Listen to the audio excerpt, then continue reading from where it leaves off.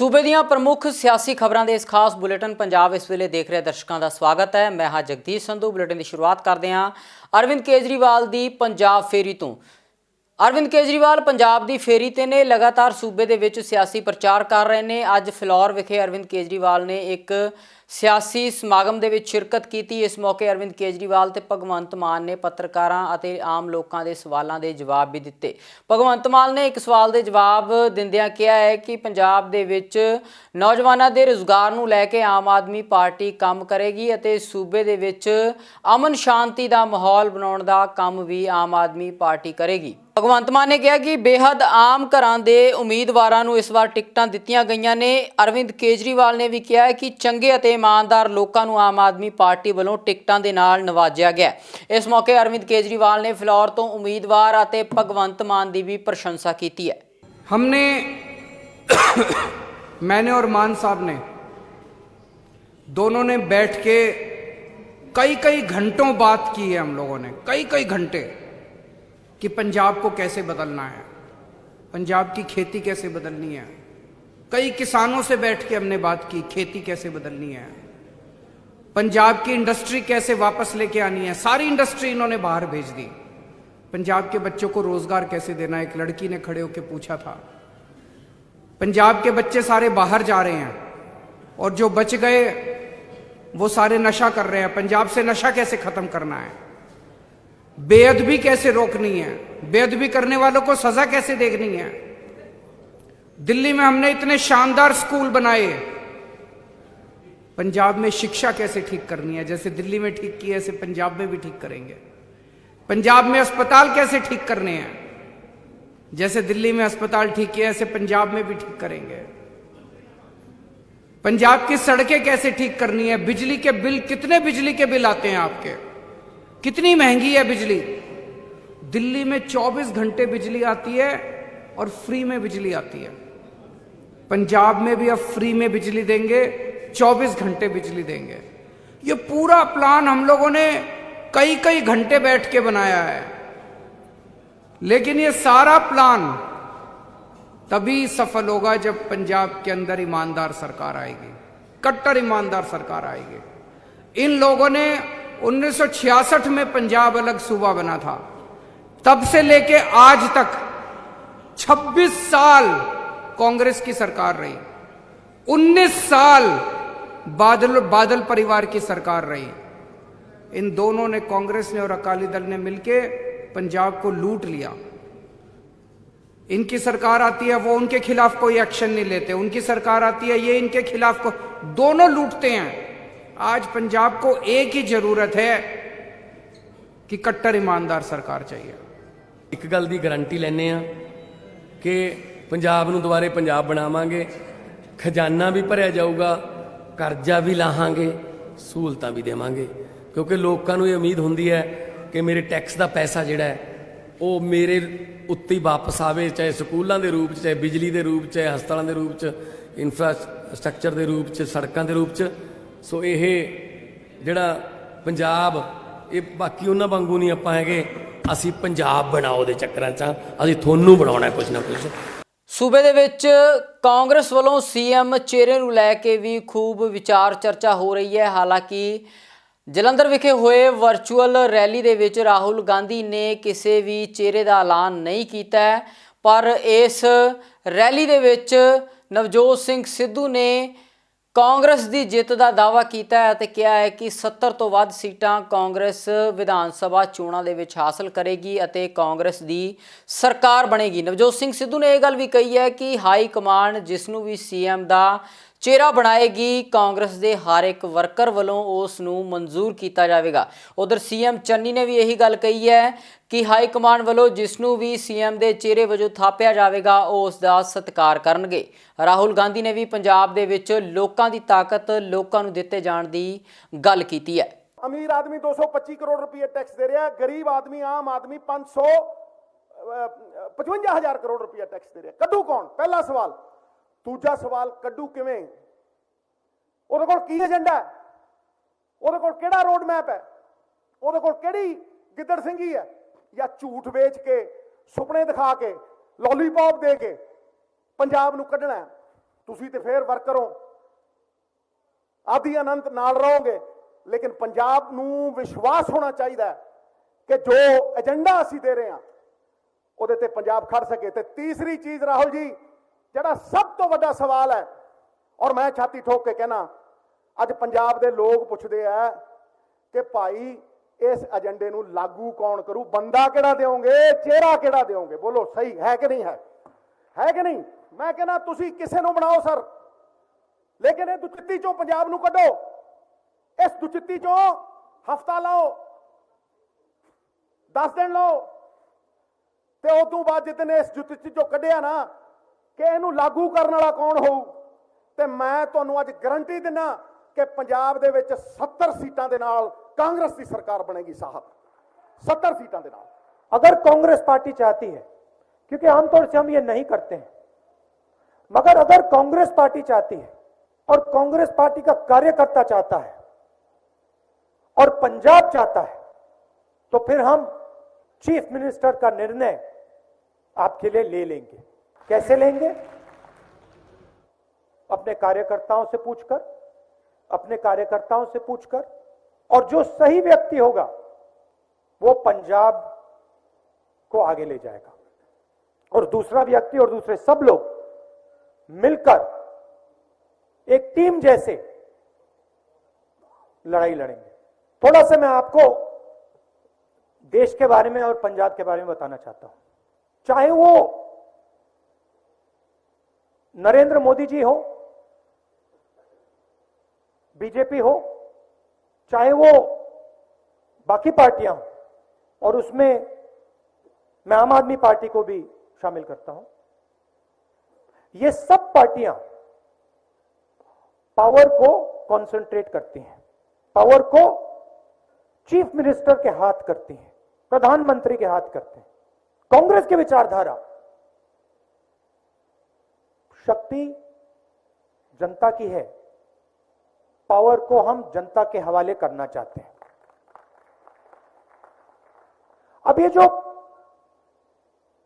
Power को centralise किया जा रहा है, जो नेशनल लेवल पे नरेंद्र मोदी करते हैं और आमतौर से चीफ मिनिस्टर्स करते हैं, इससे देश का क्या नुकसान हो रहा है, प्रदेश का क्या नुकसान होता है। सूबे ਦੇ ਵਿੱਚ ਵਿਧਾਨ ਸਭਾ ਚੋਣਾਂ ਬੇहद ਨਜ਼ਦੀਕ ਨੇ। ਅਜਿਹੇ ਵਿੱਚ ਲਗਾਤਾਰ ਉਮੀਦਵਾਰਾਂ ਵੱਲੋਂ ਨਾਮਜ਼ਦਗੀ ਪੱਤਰ ਭਰੇ ਜਾ ਰਹੇ ਨੇ। ਅੰਮ੍ਰਿਤਸਰ ਪੂਰਬੀ ਦੀ ਸੀਟ ਤੇ ਉੱਪਰ ਖੂਬ ਵਿਚਾਰ ਚਰਚਾ ਹੋ ਰਹੀ ਹੈ, ਕਿਉਂਕਿ ਸੂਬੇ ਦੇ ਦੋ ਦਿੱਗਜ ਆਗੂ ਇਸ ਸੀਟ ਤੋਂ ਚੋਣਾਂ ਲੜ ਰਹੇ ਨੇ। ਬਿਕਰਮ ਸਿੰਘ ਮਜੀਠੀਆ ਅਤੇ ਨਵਜੋਤ ਸਿੰਘ ਸਿੱਧੂ ਅੰਮ੍ਰਿਤਸਰ ਪੂਰਬੀ ਤੋਂ ਉਮੀਦਵਾਰ ਨੇ, ਅਤੇ ਆਮ ਆਦਮੀ ਪਾਰਟੀ ਨੇ ਵੀ ਅੰਮ੍ਰਿਤਸਰ ਪੂਰਬੀ ਤੋਂ ਆਪਣਾ ਉਮੀਦਵਾਰ ਉਤਾਰ ਦਿੱਤਾ ਹੈ। ਬੀਜੇਪੀ ਵੱਲੋਂ ਵੀ ਇਸ ਸੀਟ ਤੋਂ ਆਪਣੇ ਉਮੀਦਵਾਰ ਦਾ ਅੱਜ ਐਲਾਨ ਕੀਤਾ ਹੈ। ਬਿਕਰਮ ਸਿੰਘ ਮਜੀਠੀਆ ਨੇ ਅੱਜ ਨਾਮਜ਼ਦਗੀ ਪੱਤਰ ਭਰਨ ਤੋਂ ਬਾਅਦ ਪ੍ਰੈਸ ਕਾਨਫਰੰਸ ਨੂੰ ਸੰਬੋਧਨ ਕਰਦਿਆਂ ਕਾਂਗਰਸ ਦੇ ਉੱਪਰ ਵੱਡੇ ਸਿਆਸੀ ਨਿਸ਼ਾਨੇ ਲਗਾਏ ਨੇ ਕਿ ਜਿੱਥੇ ਸੱਚੇ ਪਾਤਸ਼ਾਹ ਦਾ ਓਟ ਆਸਰਾ ਲੈ ਕੇ ਗੁਰੂ ਦੇ ਚਰਨਾਂ 'ਚ ਨਤਮਸਤਕ ਹੋ ਕੇ ਅਰਦਾਸ ਬੇਨਤੀ ਕਰਕੇ ਗੁਰੂ ਸਾਹਿਬ ਦਾ ਹੁਕਮਨਾਮਾ ਫਰਮਾਨ ਸੁਣ ਕੇ ਦਾਸ ਨੇ ਦੋ ਹਲਕਿਆਂ 'ਚੋਂ ਮਜੀਠਾ ਤੇ ਅੰਮ੍ਰਿਤਸਰ ਪੂਰਬੀ ਤੋਂ ਜੋ ਲੋਕਾਂ ਦੀ ਮੰਗ ਸੀ, ਜੋ ਲੋਕਾਂ ਦਾ ਹੁਕਮ ਸੀ, ਪਾਰਟੀ ਦਾ ਜੋ ਹੁਕਮ ਸੀ, ਉਸ ਗੱਲ ਤੇ ਪਹਿਰਾ ਦਿੰਦਿਆਂ ਇੱਕ ਵਫਾਦਾਰ ਸਿਪਾਹੀ ਵੱਲੋਂ ਜਿੱਥੇ ਕਾਗਜ਼ ਭਰੇ ਆ ਔਰ ਕਾਗਜ਼ ਭਰਨ ਉਪਰੰਤ ਜਾਂ ਕਾਗਜ਼ ਭਰਨ ਤੋਂ ਪਹਿਲਾਂ ਜੋ ਪਿਆਰ ਜੋ ਲੋਕਾਂ ਨੇ ਮੇਰੇ ਨਾਲ ਕਮਿਟਮੈਂਟ ਕੀਤੀ, मगर क्योंकि मेरा पर्सनल ਇਹਦੇ ਤੇ फैसला कोई नहीं सी, उस ਅੱਜ ਗੱਲ ਵੇਖਣ ਨੂੰ ਮਿਲ ਰਹੀ ਹੈ ਕਿ ਅੱਜ ਵੱਡੀ ਗਿਣਤੀ 'ਚ, ਦੇਖੋ ਇਹ ਤਾਂ ਛੋਟਾ ਜਿਹਾ ਕਮਰਾ ਤੇ ਤੁਹਾਨੂੰ ਕੱਲਾ ਟ੍ਰੇਲਰ ਹੀ ਵਿਖਾ ਸਕਦੇ ਸਾਂ ਕਿ ਸਰਦਾਰ ਉਪਕਾਰ ਸਿੰਘ ਜੀ ਸੰਧੂ ਸਾਹਿਬ ਜਿਹੜੇ ਸਾਡੇ ਸਾਬਕਾ ਪ੍ਰਧਾਨ ਵੀ ਰਹੇ ਆ, ਜਿਹੜੇ ਸਾਡੇ ਚੇਅਰਮੈਨ ਵੀ ਰਹੇ ਆ, ਮੇਰੇ ਬੜੇ ਅਜ਼ੀਜ਼ ਰਹੇ ਆ, ਅੱਜ ਵੀ ਆ ਤੇ ਗਾਂ ਵੀ ਰਹਿਣਗੇ। ਆਮ ਆਦਮੀ ਪਾਰਟੀ ਦੇ ਪਾਰਲੀਮੈਂਟ ਦੀ ਇਹਨਾਂ ਨੇ ਇਲੈਕਸ਼ਨ ਵੀ ਲੜੀ, ਬਹੁਤ ਵੱਡੀਆਂ ਵੋਟਾਂ ਮਿਲੀਆਂ। ਅੱਜ ਸ਼੍ਰੋਮਣੀ ਅਕਾਲੀ ਦਲ ਦੀ ਜਿੱਤ ਨੂੰ ਸ੍ਰੀ ਅੰਮ੍ਰਿਤਸਰ ਸਾਹਿਬ 'ਚ ਯਕੀਨੀ ਬਣਾਉਣ ਲਈ ਅੱਜ ਸਾਡੇ ਨਾਲ ਵਾਪਸ ਘਰ ਵਾਪਸੀ ਕੀਤੀ ਹੈ। ਮੈਂ ਇਹਨਾਂ ਦਾ ਦਿਲ ਦੀਆਂ ਗਹਿਰਾਈਆਂ ਤੋਂ ਜੀ ਆਇਆਂ ਕਰਦਾ, ਇਹਨਾਂ ਦਾ ਧੰਨਵਾਦ ਕਰਦਾ। ਉਧਰ ਅੱਜ ਅੰਮ੍ਰਿਤਸਰ ਵਿਖੇ ਰਾਘਵ ਚੱਡਾ ਨੇ ਪ੍ਰੈਸ ਕਾਨਫਰੰਸ ਕਰਕੇ ਸਿਆਸੀ ਵਿਰੋਧੀਆਂ ਦੇ ਖਿਲਾਫ ਤਿੱਖੇ ਸਿਆਸੀ ਵਾਰ ਕੀਤੇ ਨੇ। ਰਾਘਵ ਚੱਡਾ ਨੇ ਕਿਹਾ ਕਿ ਆਮ ਆਦਮੀ ਪਾਰਟੀ ਤੋਂ ਲੋਕਾਂ ਨੂੰ ਉਮੀਦਾਂ ਨੇ ਤੇ ਇਸ ਵਾਰ ਆਮ ਆਦਮੀ ਪਾर्टी ਦੀ ਸਰਕਾਰ ਬਣਨ ਦੀ ਗੱਲ राघव चड्डा ने कही है।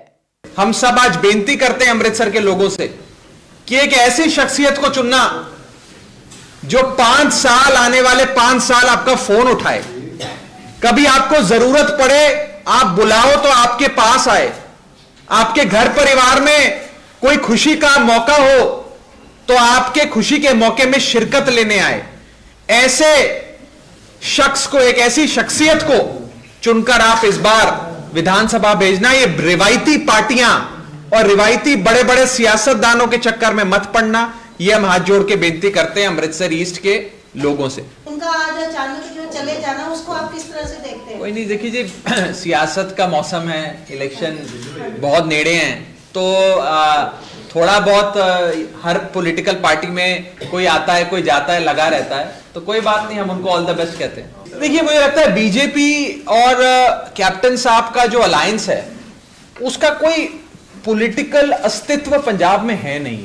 दे are irrelevant, they are a spent force now. कहीं पे भी दूर दूर तक ना उनकी कोई पार्टी का नामो निशान नजर आता है। इस बार तो सीधी जो फाइट है वो आम आदमी पार्टी ही लड़ रही है। जगमोहन सिंह भी जो कह रहे हैं कि पंजाब में बहुत बुरा हाल है, इस वजह से वो रिजाइन डाल के जो रेजिग्नेशन में जो उन्होंने मेंशन किया। देखिए इलेक्शन लड़ने का तो लोकतंत्र में सबको अधिकार है। If he wants to fight an election, is more than welcome to fight an election. We don't have any comment to offer. हम सिर्फ इतना कहना चाहते हैं कि बीजेपी कैप्टन साहब का खाता भी नहीं खुलेगा इस बार इलेक्शन में। आप देखिएगा जब नतीजे आएंगे, mark my words and hold me responsible to my words, इनका खाता भी कैप्टन साहब अपनी सीट नहीं जीतेंगे। सूबे ਦੀਆਂ ਵਿਧਾਨ ਸਭਾ ਚੋਣਾਂ ਨਜ਼ਦੀਕ ਨੇ। ਅਜਿਹੇ ਵਿੱਚ ਸਿਆਸੀ ਪਾਰਟੀਆਂ ਦੇ ਆਗੂ ਲਗਾਤਾਰ ਇੱਕ ਪਾਰਟੀ ਛੱਡ ਕੇ ਦੂਸਰੀ ਪਾਰਟੀ ਵੱਲ ਜਾ ਰਹੇ ਨੇ। ਕੁਝ ਨਵੇਂ ਆਗੂ ਪਾਰਟੀਆਂ ਜੁਆਇਨ ਵੀ ਕਰ ਰਹੇ ਨੇ। ਬੀਜੇਪੀ ਵਿੱਚ ਵੀ ਅੱਜ ਕੁਝ ਆਗੂਆਂ ਦੁਆਰਾ ਸ਼ਮੂਲੀਅਤ ਕੀਤੀ ਗਈ ਹੈ। ਬੀਜੇਪੀ ਵੱਲੋਂ ਪ੍ਰੈਸ ਕਾਨਫਰੰਸ ਕੀਤੀ ਗਈ ਹੈ ਚੰਡੀਗੜ੍ਹ ਵਿਖੇ, ਜਿਸ ਦੇ ਵਿੱਚ ਬੀਜੇਪੀ ਆਗੂ ਹਰਦੀਪ ਪੁਰੀ ਤੇ ਗਜਿੰਦਰ ਸ਼ੇਖਾਵਤ ਮੌਜੂਦ ਰਹੇ। ਇਸ ਮੌਕੇ ਅੰਮ੍ਰਿਤਸਰ ਪੂਰਬੀ ਤੋਂ ਬੀਜੇਪੀ ਦੇ ਉਮੀਦਵਾਰ ਦਾ ਐਲਾਨ ਵੀ ਕੀਤਾ ਗਿਆ। ਬੀਜੇਪੀ ਵੱਲੋਂ ਰਿਟਾਇਰਡ IAS ਅਧਿਕਾਰੀ ਜਗਮੋਹਨ ਸਿੰਘ ਰਾਜੂ ਨੂੰ ਅੰਮ੍ਰਿਤਸਰ ਪੂਰਬੀ ਤੋਂ ਉਮੀਦਵਾਰ ਬਣਾਇਆ ਗਿਆ। ਪਰਸਨਲ ਲੈਵਲ ਤੇ ਇਹਨਾਂ ਨੂੰ, ਇਹਨਾਂ ਦੀ ਫੈਮਿਲੀ ਨੂੰ ਜਾਣਨਾ before he became an IAS officer. ਉਹਨਾਂ ਨੇ ਆਪਣੇ ਬਾਰੇ ਸਾਰੀਆਂ ਗੱਲਾਂ ਨਹੀਂ ਕਹੀਆਂ।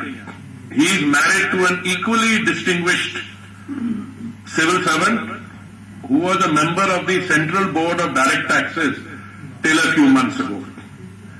ਰਾਜੂ ਸਾਹਿਬ ਦੇ ਅਜੇ IAS ਵਿੱਚ 2 ਸਾਲ ਨੌਕਰੀ ਰਹਿੰਦੀ ਸੀ। Raju ji additional chief secretary ਕਿਸੇ ਸਟੇਟ ਗਵਰਨਮੈਂਟ ਦੀ IAS ਤੋਂ ਜੁਆਇਨ ਕਰਦੇ ਨੇ, ਪਰ ਕਿੰਨੇ ਉਸ ਲੈਵਲ ਤੱਕ ਪਹੁੰਚਦੇ ਨੇ?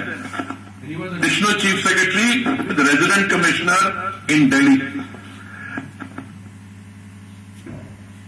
ਗੱਲ ਮੈਨੂੰ ਨਹੀਂ ਕਹਿਣੀ ਚਾਹੀਦੀ। ਸਾਡੇ ਪਾਰਟੀ ਦੇ ਬੜੇ ਸੀਨੀਅਰ ਲੀਡਰ ਸੀ, ਮੰਤਰੀ ਸੀਗੇ, ਉਹਨਾਂ ਦੇ ਨਾਲ ਅਟੈਚ ਸੀਗੇ ਬੜੇ ਸਾਲ।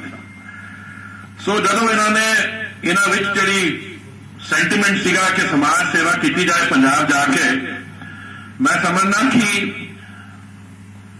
ਗੁਰੂ ਮਹਾਰਾਜ ਜਦੋਂ ਦਿੰਦੇ ਨੇ ਦੈਨ ਸਿਰਫ ਸਮਾਜ ਸੇਵਾ ਦਾ ਮੌਕਾ ਨਹੀਂ ਮਿਲਿਆ। ਜੋ ਜਦੋਂ ਪਾਰਟੀ ਚ ਕੱਲ ਪਰਸੋਂ ਜਦੋਂ ਵੀ ਇੰਡਕਟ ਹੋਏ ਨੇ ਆਪਣੀ ਰੈਜ਼ਿਗਨੇਸ਼ਨ ਦੇ ਬਾਅਦ, ਮੈਂ ਪਰਸਨਲੀ ਬੜਾ ਖੁਸ਼ ਹਾਂ ਕਿ ਇਹਨਾਂ ਨੂੰ ਆਪਣੀ ਜੋ ਇਹਨਾਂ ਦੀ ਕੰਟਰੀਬਿਊਸ਼ਨ ਹੋਏਗੀ ਇੱਕ ਐਸੇ ਇਲਾਕੇ 'ਚ ਕਰਨ ਦਾ ਮੌਕਾ ਦਿੱਤਾ ਜਾ ਰਿਹਾ ਹੈ। ਵਿਧਾਨ ਸਭਾ ਚੋਣਾਂ ਦੇ ਲਈ ਨਾਮਜ਼ਦਗੀਆਂ ਭਰਨ ਦਾ ਅੱਜ ਤੀਸਰਾ ਦਿਨ ਹੈ। ਲਗਾਤਾਰ ਉਮੀਦਵਾਰਾਂ ਵੱਲੋਂ ਨਾਮਜ਼ਦਗੀਆਂ ਭਰੀਆਂ ਜਾ ਰਹੀਆਂ ਨੇ। ਜਲਾਲਾਬਾਦ ਸੀਟ ਦੇ ਲਈ ਵੀ ਅੱਜ ਉਮੀਦਵਾਰਾਂ ਵੱਲੋਂ ਨਾਮਜ਼ਦਗੀਆਂ ਭਰੀਆਂ ਜਾ ਰਹੀਆਂ ਨੇ। ਆਮ ਆਦਮੀ ਪਾਰਟੀ ਦੇ ਉਮੀਦਵਾਰ ਗੋਲਡੀ ਕੰਬੋਜ ਵੱਲੋਂ ਅੱਜ ਨਾਮਜ਼ਦਗੀ ਪੱਤਰ ਦਾਖਲ ਕੀਤਾ ਗਿਆ ਅਤੇ ਬੀਜੇਪੀ ਦੇ ਉਮੀਦਵਾਰ ਪੂਰਨ ਚੰਦ ਨੇ ਵੀ ਅੱਜ ਨਾਮਜ਼ਦਗੀ ਪੱਤਰ ਭਰਿਆ ਹੈ। ਜਲਾਲਾਬਾਦ ਤੋਂ ਇਹਨਾਂ ਦੋਹਾਂ ਉਮੀਦਵਾਰਾਂ ਨੇ ਅੱਜ ਨਾਮਜ਼ਦਗੀ ਪੱਤਰ ਭਰੇ ਨੇ ਅਤੇ ਗੋਲਡੀ ਕੰਬੋਜ ਨੇ ਮੀਡੀਆ ਨੂੰ ਸੰਬੋਧਨ ਕਰਦੇ ਹੋਏ ਕਿਹਾ ਹੈ ਕਿ ਸਰਕਾਰ ਬਣਨ ਤੇ ਜਲਾਲਾਬਾਦ ਖੇਤਰ ਦੀ ਪਾਣੀ ਦੀ ਸਮੱਸਿਆ ਦਾ ਪਹਿਲ ਦੇ ਆਧਾਰ ਤੇ ਹੱਲ ਕੀਤਾ ਜਾਵੇਗਾ। ਅੱਜ ਪੰਜਾਬ ਦਾ ਇੱਕੋ ਹੀ ਮੁੱਦਾ ਹੈ। ਅੱਜ ਜਲਾਲਾਬਾਦ ਤੋਂ ਜਲਾਲਾਬਾਦ ਦੇ ਪੁੱਤਰ ਉਹਨਾਂ ਦੇ ਭਰਾ ਨੇ ਨੋਮੀਨੇਸ਼ਨ ਭਰਿਆ ਆਮ ਆਦਮੀ ਪਾਰਟੀ ਵੱਲੋਂ। ਸੋ ਜਲਾਲਾਬਾਦ ਦੇ ਬਹੁਤ ਮੁੱਦੇ ਆ ਜਿਹੜੇ ਤੁਹਾਡੇ ਨਾਲ ਡਿਸਕਸ ਕਰਨੇ ਸੀ। ਉਸ ਬਾਰੇ ਅੱਜ ਅਸੀਂ ਇੱਕ ਪ੍ਰੈਸ ਕਾਨਫਰੰਸ ਬੁਲਾਈ ਸੀ, ਜਿੱਥੇ ਇੱਕ ਪਾਸੇ ਐਡੇ ਐਡੇ ਵੱਡੇ ਦਿੱਗਜ ਲੀਡਰ ਹੈ, ਕਿਉਂਕਿ ਹੌਟ ਸੀਟ ਹੈ ਪੰਜਾਬ ਦੀ। ਇੱਕ ਪਾਸੇ ਸੁਖਬੀਰ ਬਾਦਲ ਹੈ ਜਿਹੜੇ ਬੜਕਾ ਮਾਰਦੇ ਫਿਰਦੇ। ਪਰ ਮੈਂ ਸੁਖਬੀਰ ਬਾਦਲ ਜੀ ਨੂੰ ਕਹਿਣਾ ਚਾਹੁੰਦਾ ਵੀ ਬੜਕਾ ਤਾਂ ਮਾਰੋ ਜੇ MP ਛੱਡ ਕੇ ਲੜੋ, ਤਾਂ ਫਿਰ ਤੁਹਾਨੂੰ ਪਤਾ ਲੱਗੇ ਵੀ ਇਲੈਕਸ਼ਨ ਲੜਨਾ ਤੇ ਕੀ ਕਰਨਾ। ਕਿਉਂਕਿ ਹੁਣ ਤੁਸੀਂ ਇਹ ਲੜ ਕੇ ਫਿਰ 6 ਮਹੀਨਿਆਂ ਬਾਅਦ ਇੱਕ ਤੋਂ ਰਿਜ਼ਾਈਨ ਦਿਓਗੇ, ਫਿਰ ਲੋਕਾਂ ਨੂੰ ਵਿਪਤਾ 'ਚ ਪਾਓਗੇ। ਸੋ ਸਾਡੀ ਤਾਂ ਤੁਹਾਨੂੰ ਇਹ ਬੇਨਤੀ ਹੈ ਵੀ ਐਡੇ ਵੱਡੇ ਲੀਡਰ ਤੁਹਾਨੂੰ ਕਿਸ ਚੀਜ਼ ਦਾ ਡਰ ਹੈ? ਤੁਸੀਂ ਕਿਰਪਾ ਕਰਕੇ ਇੱਕ ਚੀਜ਼ ਛੱਡੋ ਅਤੇ ਲੜੋ, ਇਹ ਤੋਂ ਤੁਹਾਨੂੰ ਪਤਾ ਲੱਗੇ ਜੋ ਤੁਸੀਂ ਕੰਮ ਕਰ ਕਰੇ ਪਿਛਲੇ 10 ਸਾਲ ਵਿੱਚ। ਵੇਖੋ ਅਕਾਲੀ ਦਲ ਨੇ ਜੇ ਜ਼ਿਆਦਾ ਕੰਮ ਕਰਾਏ ਹੁੰਦੇ ਤਾਂ ਫਿਰ ਉਹਨਾਂ ਨੂੰ ਵੋਟ ਮੰਗਣ ਦੀ ਲੋੜ ਹੀ ਕੀ ਸੀ? ਕੀ ਲੋੜ ਸੀ ਪੰਜਾਬ 'ਚ ਉਹਨਾਂ ਦੀ 12 ਸੀਟਾਂ ਆਉਂਦੀਆਂ ਸੀ? ਜੇ ਅਕਾਲੀ ਦਲ ਨੇ ਲੋਕਾਂ ਨੂੰ ਨਸ਼ੇ 'ਤੇ ਨਾ ਲਾਇਆ ਹੁੰਦਾ, ਅਕਾਲੀ ਦਲ ਦੇ ਰਾਜ 'ਚ ਗੁਰੂ ਸਾਹਿਬ ਦੀ ਬੇਅਦਬੀ ਨਾ ਹੋਈ ਹੁੰਦੀ, ਅਕਾਲੀ ਦਲ ਦੇ ਰਾਜ ਸਾਡੇ ਜਿਹੜੇ ETT ਟੀਚਰ ਹੈ, BEd ਟੀਚਰ ਨਾ ਕੁੱਟੇ ਹੁੰਦੇ, ਨੌਕਰੀ ਕੋਈ ਦਿੱਤੀ ਨਹੀਂ, ਨਸ਼ੇ ਦਾ ਮੀਂਹ ਵਰਾਤਾ, ਉਹ ਅਕਾਲੀ ਦਲ ਕਿਹੜੇ ਮੂੰਹ ਨਾਲ ਵੋਟਾਂ ਮੰਗਦਾ ਫਿਰਦਾ? ਮੈਂ ਹੈਰਾਨ ਹਾਂ। ਇੱਕੋ ਜਲਾਲਾਬਾਦ 'ਚ ਕਾਂਗਰਸ ਦਾ ਕੈਂਡੀਡੇਟ ਸੁਖਬੀਰ ਬਾਦਲ ਦੀ ਸਹਿਮਤੀ ਨਾਲ ਹੀ ਹੋਣਾ, ਕਿਉਂਕਿ ਸਾਰੀ ਜ਼ਿੰਦਗੀ ਉਹਦੀ ਸਹਿਮਤੀ ਨਾਲ ਹੀ ਹੈ। ਇਹ ਤਾਂ ਕਾਂਗਰਸ ਦੇ ਹਾਲਾਤ ਦੋਸ਼ ਲਗਾ ਰਹੇ ਦੋਵੇਂ ਪਾਰਟੀਆਂ ਆਪਸ ਵਿੱਚ ਬਿਲਕੁਲ ਇੱਕੋ ਹੈ, ਕੋਈ ਫਰਕ ਹੀ ਨਹੀਂ ਗਾ। ਸੁਖਬੀਰ ਬਾਦਲ ਤੇ ਅੱਜ ਤੱਕ ਆਪਾਂ ਕੈਪਟਨ ਕਹਿੰਦੇ ਸੀ ਅੱਡ ਸਾਰਾ ਕਲੀਅਰ ਹੋ ਗਿਆ, ਉਹੀ ਹੁਣ ਦੂਜੇ ਚਲਾਈ ਜਾਂਦੇ। ਅੱਜ ਤੱਕ ਕੋਈ ਹੋਇਆ ਨਾ ਦੋਸ਼ ਲਾ ਰਹੇ 70 ਵਾਲੀ ਗੇਮ ਦਾ। ਦੇਖੋ ਸਿੱਧੂ ਤਾਂ ਬੜਕੇ ਮਾਰਦਾ ਫਿਰਦਾ, ਹੋਰ ਤਾਂ ਹੈ ਕੁਛ ਨਹੀਂ। ਕਿੱਥੇ ਵੀ ਉਹ ਪ੍ਰੋਟੋਕਾਲ ਜਿਹੜੇ ਕਹਿੰਦੇ ਸੀ ਆਮ ਬੰਦਿਆਂ ਨੂੰ ਜਿਹੜੇ ਜਿੱਥੋਂ ਲੜਿਆ ਉੱਥੋਂ ਦਿਆਂਗੇ, ਉਹਨੂੰ ਕਿੱਥੋਂ ਗੁਰੂ ਸਾਹਿਬ ਕਿੱਥੋਂ ਬੰਦਾ ਲੱਭ ਕੇ ਲਿਆਏ, ਫਲਾਣਾ ਕਿੱਥੋਂ ਬੰਦਾ ਲੈ ਕੇ ਲੱਭ ਕੇ। ਸੋ ਇਸ ਕਰਕੇ ਗੱਲਾਂ ਕਰਨੀਆਂ ਬਹੁਤ ਸੌਖੀਆਂ, ਗੱਲਾਂ 'ਤੇ ਉਤਰਨਾ ਬਹੁਤ ਔਖਾ ਹੈ। ਕਿੱਥੇ ਪੰਜਾਬ ਦੇ ਮੁੱਦੇ ਜਿਹੜੇ ਘਰੇ ਘਰੇ ਨੌਕਰੀ ਵਾਲੇ, ਕਿੱਥੇ ਹੈ ਨਸ਼ਾ ਖਤਮ ਦਾ ਮੁੱਦਾ 4 ਹਫ਼ਤਿਆਂ 'ਚ, ਕਿੱਥੇ ਹੈ? ਚਲੋ ਮੈਂ ਮੰਨ ਲਿਆ ਕਿ ਬਾਅਦ 'ਚ ਕੈਪਟਨ ਅਮਰਿੰਦਰ ਸਿੰਘ ਨਾਲ ਰੌਲਾ ਪੈ ਗਿਆ, ਪਰ 4 ਹਫ਼ਤੇ ਦਾ ਪਹਿਲਾਂ ਕੈਪਟਨ ਦੇ ਨਾਲ ਹੀ ਰਹੇ ਜਿਹੜੇ ਨਸ਼ਾ ਖਤਮ ਕਰਨ ਦੀ ਗੱਲਾਂ ਕਰਦੇ ਸੀ। ਕਿੱਥੇ ਸਾਡੀ ਕਰਜ਼ਾ ਮਾਫੀ, ਕਿੱਥੇ 2500 ਰੁਪਏ ਪੈਨਸ਼ਨ, ਕਿੱਥੇ ਸਾਨੂੰ ਐਜੂਕੇਸ਼ਨ ਖੜੀ, ਕਿੱਥੇ ਹੈ ਸਾਡਾ ਹੈਲਥ ਸਿਸਟਮ? ਕੁਛ ਵੀ ਫਰਕ ਨਹੀਂ ਪਿਆ। ਉਧਰ ਅੱਜ ਸੁਖਪਾਲ ਸਿੰਘ ਖਹਿਰਾ ਨੂੰ ਵੱਡੀ ਰਾਹਤ ਮਿਲੀ ਹੈ। ਹਾਈ ਕੋਰਟ ਵੱਲੋਂ ਸੁਖਪਾਲ ਸਿੰਘ ਖਹਿਰਾ ਦੀ ਜ਼ਮਾਨਤ ਅਰਜੀ ਮਨਜ਼ੂਰ ਕਰ ਲਈ ਗਈ ਸੀ। ਅੱਜ ਸੁਖਪਾਲ ਸਿੰਘ ਖਹਿਰਾ ਨੂੰ ਪਟਿਆਲਾ ਦੀ ਜੇਲ੍ਹ ਤੋਂ ਰਿਹਾ ਕਰ ਦਿੱਤਾ ਗਿਆ। ਤੁਹਾਨੂੰ ਦੱਸ ਦਈਏ ਕਿ ਮਨੀ ਲਾਂਡਰਿੰਗ ਦੇ ਕੇਸ ਦੇ ਵਿੱਚ ਸੁਖਪਾਲ ਸਿੰਘ ਖਹਿਰਾ ਤੇ ਕਾਰਵਾਈ ਹੋਈ ਸੀ, ਜਿਸ ਕਾਰਨ ਉਹ ਜੇਲ੍ਹ ਦੇ ਵਿੱਚ ਸਨ। ਭੁਲੱਥ ਤੋਂ ਸੁਖਪਾਲ ਸਿੰਘ ਖਹਿਰਾ ਕਾਂਗਰਸ ਪਾਰਟੀ ਦੀ ਟਿਕਟ ਤੋਂ ਚੋਣਾਂ ਲੜ ਰਹੇ ਨੇ।